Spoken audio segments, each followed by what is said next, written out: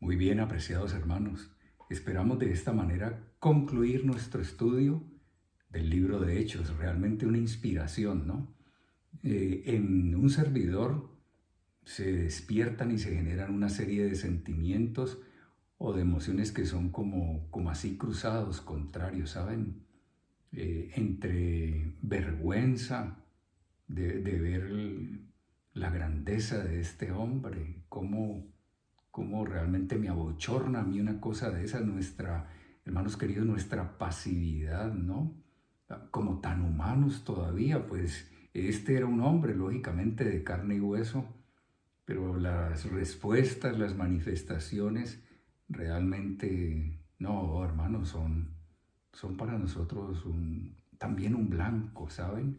Son más que un referente, es como, no sé, algo que debe estimularnos a nosotros. Si por lo menos no nos ha de desalentar, ¿no? Que la invitación de un servidor es a no desalentarnos, por lo menos es a que tratemos de conseguir, por la gracia del Señor, experiencias que si no llegan a rayar en, digamos, en la naturaleza y dimensión, en la grandeza del todo lo que este hombre manifestó y quedó consignado de él, por lo menos que tú y yo seamos hombres y mujeres de Dios. A mí eso me llenaría. Y si cumplo a cabalidad la obra que Dios me dio, con gran responsabilidad, con convicción, con amor, y tratando de alguna manera de tomar esto como fuente de inspiración, como modelo, y obviamente a nuestro Señor, pues hermanos queridos, realmente habremos acabado la carrera también y no habremos corrido en vano. Muy bien, yo quiero trasladar algunas declaraciones de la señora White del libro Hechos de los Apóstoles y algunos comentarios adicionales del comentario bíblico adventista tomo 6.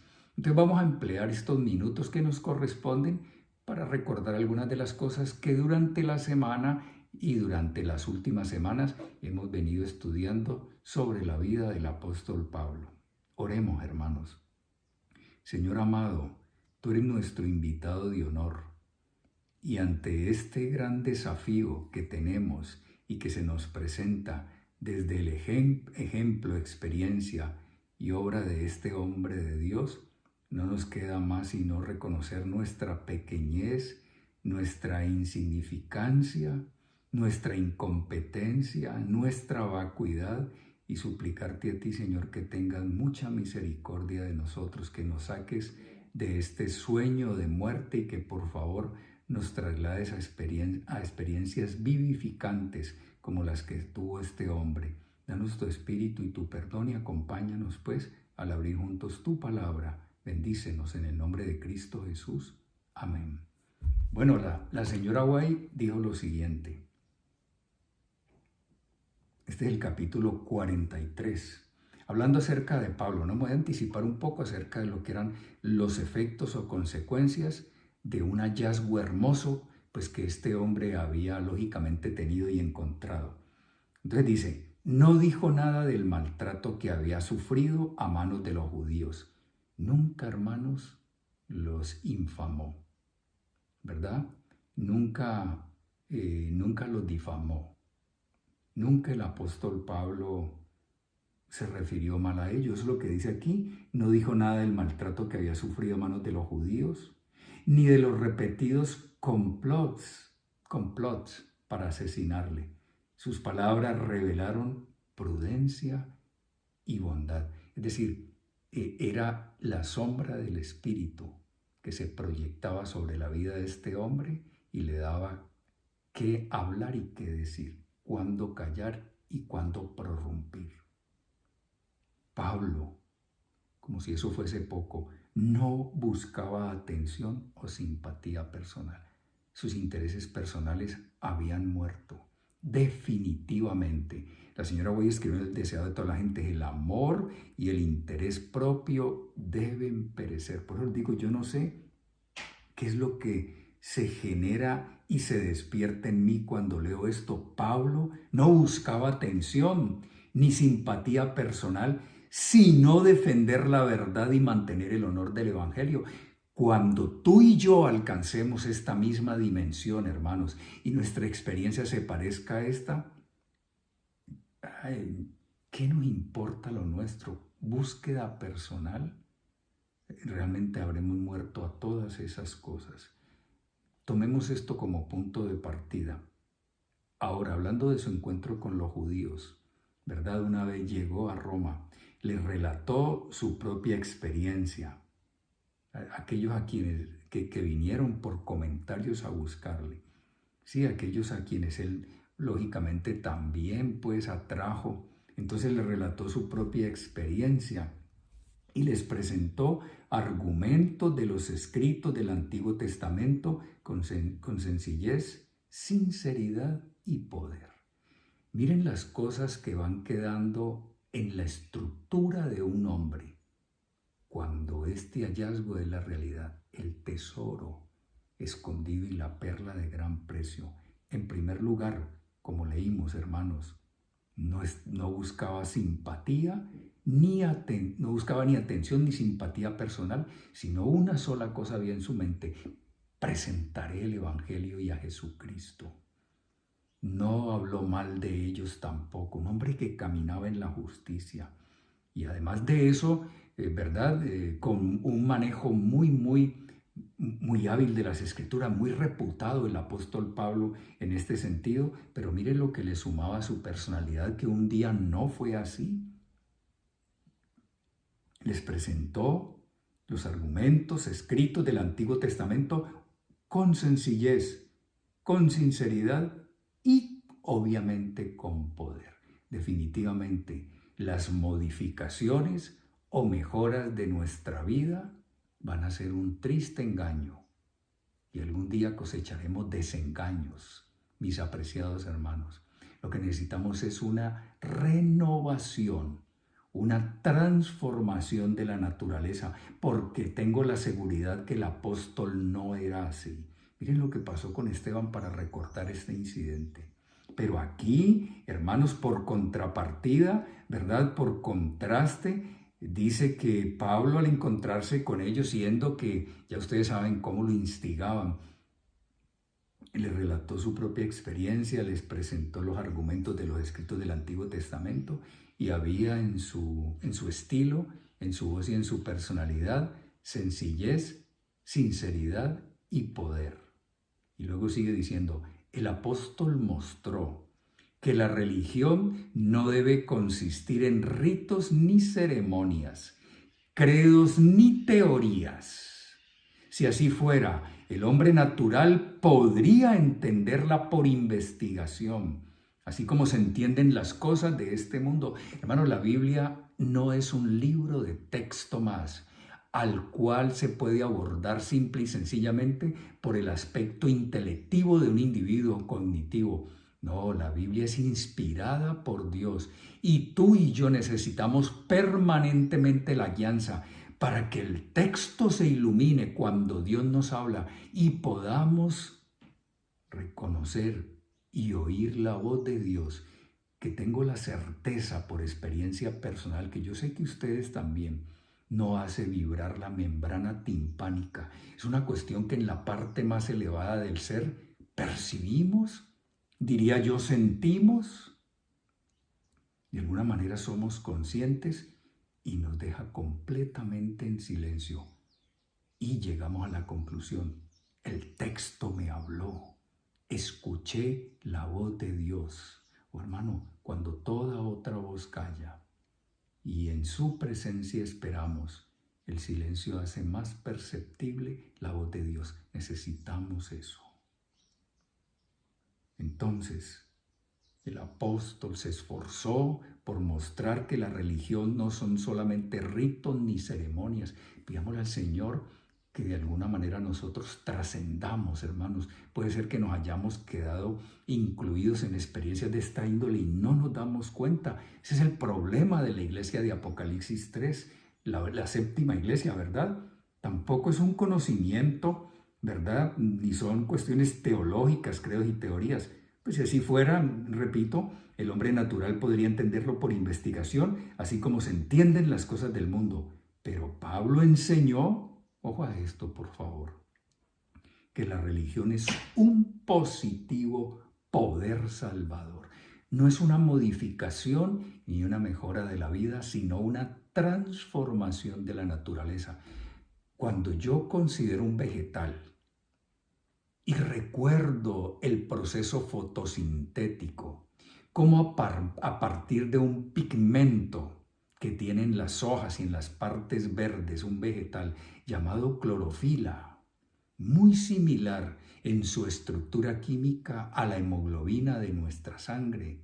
Y esa clorofila capta la energía solar, la radiación solar, y hace todo un proceso de tipo bioquímico que genera el alimento para la planta y el alimento para toda forma de vida, pero además de eso, oxígeno. Es todo un laboratorio. ¿Y de dónde provino? Hermanos, por evolución. Nosotros tenemos una concepción teológica acerca de nuestro origen, no filosófica. Por lo tanto, sabemos que responde a un diseño divino. Fue obra de la creación, y considerar lo que un vegetal es capaz de hacer, la manera, ¿verdad?, como su germen de vida queda en tierra, luego se levanta, brota, y en fin, todo lo que es este proceso son manifestaciones a un servidor que siguen hablándome desde cualquier punto de vista que en Dios hay un poder. Y Pablo dijo, no me avergüenzo del Evangelio. Por él estaba encadenado, hermanos, prisionero. ¿Cuántos dolores le generó esto? Mire cómo le expresa a Timoteo, espero que vengan a verme pronto. En fin, había situaciones muy humanas en él también, había dolor, debía haber, yo no sé, algunas preguntas y todo eso. Pero ese positivo poder salvador lo había hecho de que no buscara nada para sí, tampoco simpatía y el interés personal, muerto con Cristo, crucificado el apóstol. Jesús era la razón de ser de su vida, y lógicamente un hombre en esa experiencia siente, pero hay cosas que, ¿verdad?, superan a estas, las pasan, las exceden y hacen que haya una experiencia que es como un remanso en la vida de ese hombre, el Evangelio, hermanos, lo que Pablo había recibido y lo que Pablo estaba dando, era testigo de una cosa hermosa. Entonces aquí el señor Aguay dice, Pablo enseñó que la religión es un positivo poder, hermanos, no son solamente ceremonias, por favor, y es un poder salvador del pecado. Salvador del pecado, salvador de nuestras flaquezas, salvador de nuestras debilidades. Dios mío, ¿cómo necesitamos experimentarlo? Es un principio, además, proveniente de Dios, una experiencia personal del poder renovador de Dios en el alma, de tal manera que lo que antes fuera, ahora ya no son más. Que lo que antes amaban, ahora aborrecían, y que de alguna manera ha estado levantándose en su propia experiencia y en su propio carácter y personalidad, una vida semejante a la del modelo. Pablo nos invita a considerar todo esto. Hermanos, contemplando se experimenta una transformación. Jesús le dijo a Nicodemo, vuelve a nacer, comienza de nuevo. Y la expresión en griego es anoden, volver a comenzar. Quedó desconcertado. Significa que no queda nada en mí, debo volver a empezar. Y Jesús efectivamente le ratificó ese punto. La señora White dice acerca del nuevo nacimiento y de la muerte al yo. Qué rara es esa experiencia hoy por hoy. El nuevo nacimiento, experiencia rara. Y me preocupa, hermanos. Levántate, despiértate, tú que duermes. Despiértate, tú que duermes. Y levántate de los muertos y te iluminará el Señor. Luego sigue diciendo ya en el capítulo 43, les mostró a los judíos cómo Moisés enseñó a Israel a mirar a Cristo como el profeta. Aquí esto, hermanos, me enternece. Les enseñó a mirar a Cristo como el profeta, a quien ellos debían oír. Como todos los profetas testificaron de él, como el gran, hermoso, miren esto, como el gran remedio de Dios, como el gran remedio, en un lenguaje muy antiguo, antiquísimo, un remedio. Esa palabra ya hoy no diría un medicamento, yo no sé qué otra cosa, pero aquí la señora White con mucha sencillez señala, ¿sí?, en la experiencia de Pablo, cómo puso a Jesús como el profeta, a quien ellos debían oír, cómo todos los profetas testificaron de él, ¿cómo qué? Como el gran remedio de Dios para el pecado. El inocente que había de llevar los pecados del culpable. Pablo no censuró la observancia de sus ritos y ceremonias. Él sabía que eso estaba arraigado y tocarles eso era arrancarles el alma, se iban a bloquear. Entonces había que buscar una estrategia distinta. La presentación del Evangelio debe hacerse desde el punto de vista más positivo hasta donde tú y yo podamos, hermanos. No censura la observancia de sus ritos ni de sus ceremonias, pero les mostró que al mismo tiempo que ellos mantenían el servicio ritual con gran exactitud, tristemente rechazaban al que se tipificaba en todo el sistema de ritos: ciegos, sordos, mudos, huecos, vacíos, incompetentes, sin vida y sin Cristo. Iglesia muerta, en la opulencia, con un ceremonial pomposo, pero sin vida interior. Eso puede ser la experiencia personal, trasladándolo desde el aspecto estructural, ¿verdad? Desde el montaje y la maquinaria, y viéndolo solo y sencillamente desde la experiencia personal. Yo sí que necesito que Pablo declare que él, a mí, que me diga, mira, yo siendo un inconverso, conocí a Cristo, ¿sí? No por una relación personal, sino únicamente por el concepto que juntamente tenía con otros. Y que me dijera, ten mucho cuidado para que no te vaya a pasar lo mismo. En ese entonces, ¿sí?, hablando de Pablo, abrigaba, concerniente al carácter y de la obra del Mesías que iba a venir, un concepto, una experiencia totalmente equivocada, diametral. Luego dice, había rechazado a Jesús. Entonces, así se rechaza al Señor, y lo tenía como un impostor, porque no se ajustó, no me ajustaba, ¿sí? No me ajustaba, permítame decirlo así en primera persona, como si fuera Pablo, que nos está hablando, yo no me ajustaba a ese concepto, hablándonos de su experiencia del pasado. Pero, preposición adversativa, que va a contrarrestar todo lo que venía diciendo, pero ahora sus ideas tocantes a Cristo, Pablo nos sigue hablando, mis ideas tocantes a Cristo y mi misión son mucho más espirituales y más exaltadas.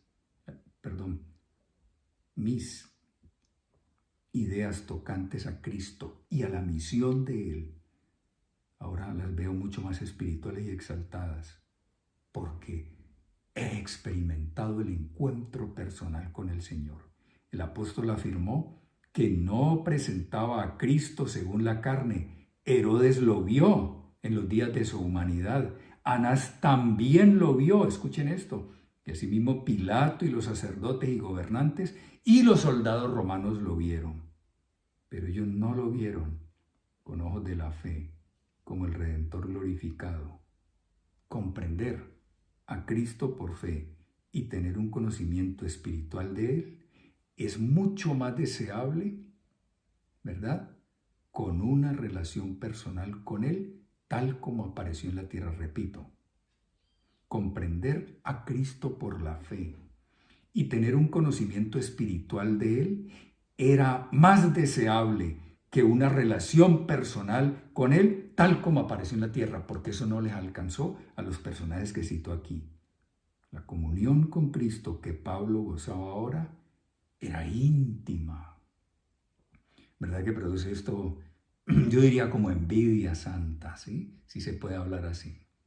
Es una envidia pues, de imitar un modelo, de elevarse a la excelencia y a la altura. Hermanos, en vista del poco tiempo que a nosotros nos queda, como necesitamos extremar medidas en nuestra vida de búsqueda incesante, de contemplar ese modelo que logró hacer toda esta transmutación en la vida de Pablo. Entonces voy a terminar con esto de Hechos de los Apóstoles, aunque este capítulo es generoso, espectacular, pero ya durante la semana algunas declaraciones brotaron de allí, las hemos visto. Entonces quiero ir luego al comentario bíblico en los últimos minutos que me quedan. La comunión con Cristo que Pablo gozaba ahora, repito, era más íntima, duradera que un mero compañerismo terrestre y humano. Con todas estas declaraciones, uno podría preguntar, ¿dónde está el respaldo? ¿Verdad? ¿Cómo se respalda todo esto? Porque se escucha muy lírico, supremamente romántico y hermoso. Pero todas estas cosas, que son las que son adornos, son afeites, realmente necesitan un respaldo.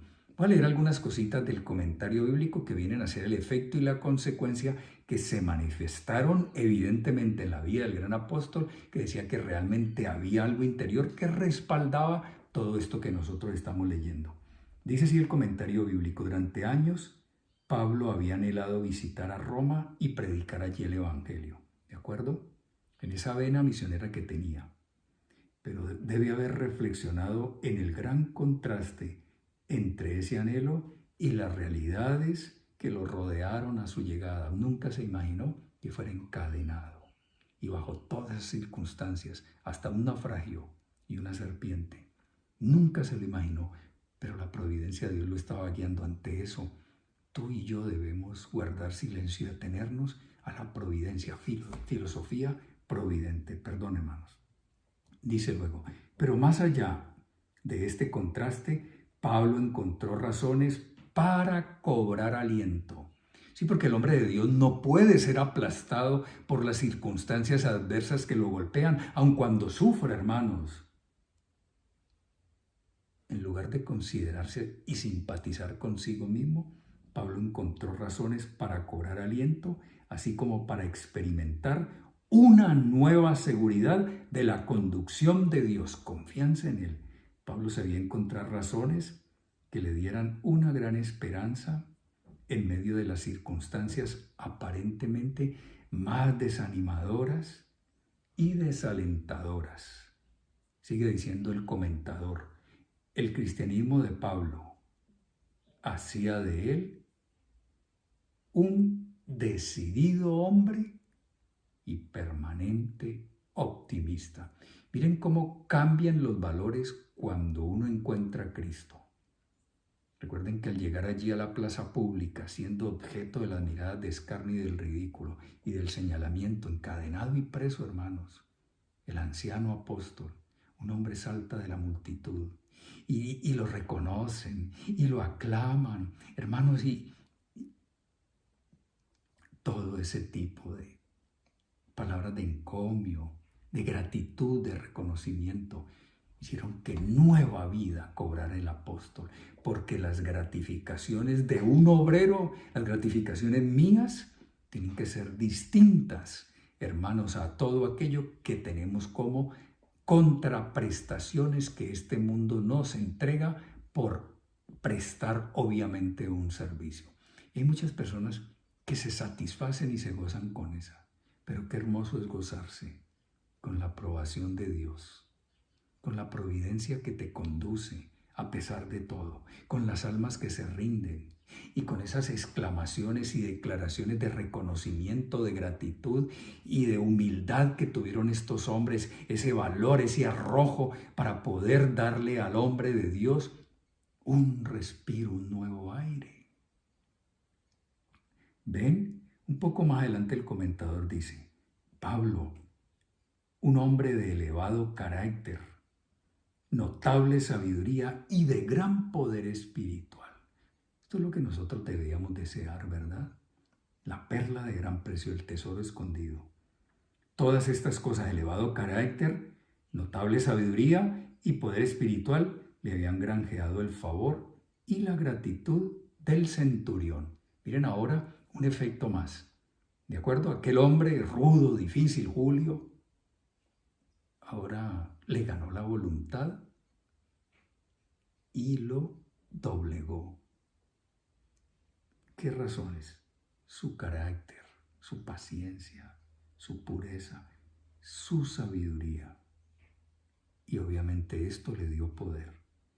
Le granjeó el favor y la gratitud de ese centurión, y todo esto se incluyó sin duda en el informe correspondiente a Pablo, juntamente con la declaración que había enviado Festo. Ahora dice un poquitito más adelante lo siguiente, hablando de esta relación de él con aquel soldado a quien lo encadenaban.